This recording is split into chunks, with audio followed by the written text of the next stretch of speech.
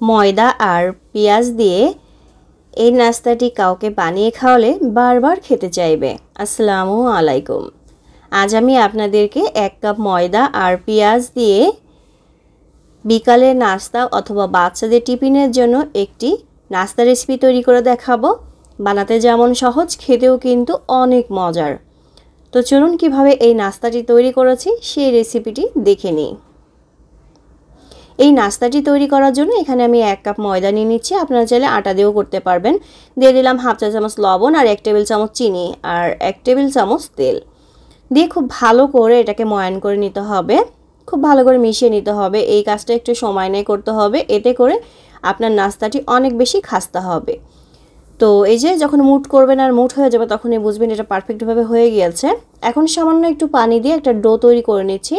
তবে পানিটা একবারে বেশি না দিয়ে অল্প অল্প দিয়ে ডোটা তৈরি করে নিতে হবে। তো ডোটা তৈরি করা হয়ে গিয়েছে। এখন আমি ঢাকনা দিয়ে 10 মিনিট ঢেকে রেখে দিচ্ছি রেস্টে। এদিকে আর একটা বাটি নিয়ে নিলাম 1 কাপ পেঁয়াজ কুচি। আপনারা চাইলে আরও বেশি পরিমাণে পেঁয়াজ কুচি দিতে পারেন। দিয়ে দিলাম 1/3 কাপ চিড়া। দিয়ে দিচ্ছি স্বাদ মতো লবণ। লবণ আর মরিচ আপনাদের স্বাদ অনুযায়ী দিয়ে নেবেন। দিয়ে দিচ্ছি 1/2 চা চামচ চাট মশলা, 1/2 চা চামচ জিরা গুঁড়া, 1/2 চা চামচ মরিচের গুঁড়া আর 1/4 চা চামচ হলুদের গুঁড়া। হলুদের গুঁড়াটা একটু কম দিয়েছি। আপনারা চাট মশলার পরিবর্তে এখানে কিন্তু গরম মশলা গুঁড়া দিতে পারেন। তারপরে দিয়ে দিলাম 1/2 চা চামচ আদা বাটা আর 1/2 চা চামচ রসুন বাটা আর 1/4 কাপ ধনিয়া পাতা কুচি। এখন খুব ভালো করে এই উপকরণগুলো মিশিয়ে নিতে হবে। খুব ভালো করে এটাকে মিশিয়ে নিয়ে তারপরে এক সাইডে রেখে দিতে হবে। তো এখন আমি এটাকে এক সাইডে রেখে দিচ্ছি, বাকি কাজগুলো রেডি করে নিচ্ছি। আরেকটা বাটি নিয়ে নিচ্ছি 1/4 কাপ ময়দা আর সামান্য পরিমাণে পানি দিয়ে এটাকে খুব ভালো করে গুলিয়ে নিতে হবে। এরকম আঠালো হবে এটা। তো ভালো করে মিশিয়ে নিয়েছি, এখন এক সাইডে রেখে দিচ্ছি।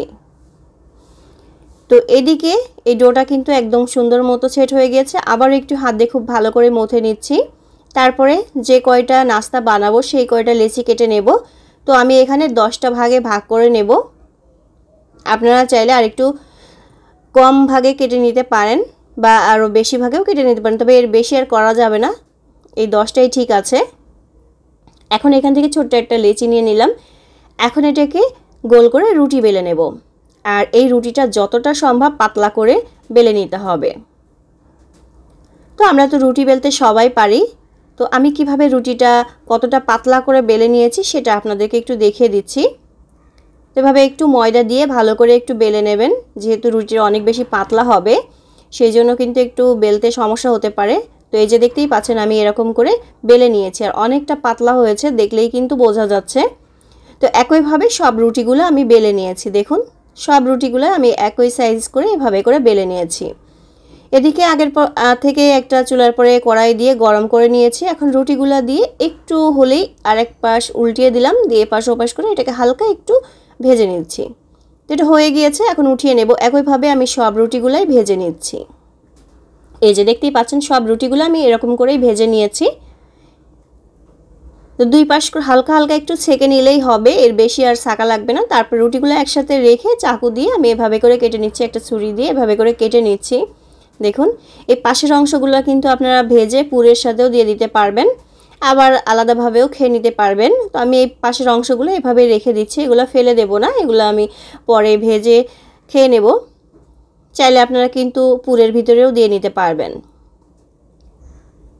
আর রুটিটা কিন্তু ঠিক এভাবে ছেঁকে নিতে হবে, এর বেশি আর ছাকা যাবে না। তো এই যে চারিপাশ থেকে আমি কেটে নিয়েছি যতটা সম্ভব। এখন এগুলো এক সাইডে রেখে এখান থেকে একটা রুটি আমি নিয়ে নিচ্ছি। দেখুন কতটা পাতলা হয়েছে। এখন যে ময়দার মিশ্রণটা আমরা গুলিয়ে রেখেছিলাম সেটা এই যে চারিপাশে দিয়ে দিচ্ছি। এতে আটার মতো একটা কাজ করবে, ভাজার সময় আর নাস্তাটি খুলে যাবে না, চারিপাশের মুখটা খুব ভালো করে আটকে থাকবে। তারপরে পুরটা দিয়ে এভাবে করে মুখটা আটকে দিচ্ছি। দেখুন খুব সুন্দর করে কিন্তু নাস্তাটি তৈরি হয়ে গেল। তো এইভাবে আমি আরও সব নাস্তাগুলো তৈরি করে নেব, আরও একটি আপনাদেরকে দেখিয়ে দিচ্ছি। তো চারিপাশ থেকে এভাবে ময়দার যে আটাটা ওটা লাগিয়ে দিতে হবে, তারপরে পুরটা মাছ বরাবর দিয়ে দিতে হবে। তারপরে এটাকে রোলের মতো করে ভাঁজ করে নিচ্ছি। একটা দিয়ে খুব ভালো করে আটকে তারপরের পাশটা ঘুরিয়ে দিলাম, যে এইভাবে করে মুখটা আটকে দিলাম। তো এইভাবে করে আমি সব নাস্তাগুলো তৈরি করে নিয়েছি দেখুন। আর এদিকে চুলার পর আগে থেকেই কড়াই বসিয়ে তেল দিয়ে দিয়েছিলাম, তারপরে নাস্তাগুলো দিয়ে দিচ্ছি। আর চুলার আঁচটা মিডিয়াম লোরে রেখে এই নাস্তাগুলো ভেজে নিতে হবে। জোরে জাল দিয়ে ভাজলে কিন্তু নাস্তাগুলো দেখতেও সুন্দর লাগবে না আর খেতেও ভালো লাগবে না, সেই জন্য চুলার আঁচটা লোতে রেখে এটাকে খুব সুন্দর করে ভেজে নিতে হবে। দেখতেই পাচ্ছেন খুব সুন্দর একটা কালার চলে এসেছে। তো এভাবেই আমি সব নাস্তাগুলো ভেজে তারপর আপনাদেরকে দেখিয়ে দিচ্ছি। তো সব নাস্তাগুলো আবার ভাজা হয়ে গিয়েছে, দেখতেই পাচ্ছেন। আশা করি আপনাদের ভালো লাগবে আজকের এই নাস্তার রেসিপিটি। যদি ভালো লেগে থাকে অবশ্যই আপনারা বাসায় একবার হলেও তৈরি করে খেয়ে দেখবেন। আজকের মতো বিদায় নিচ্ছি, সবাই ভালো থাকবেন, সুস্থ থাকবেন।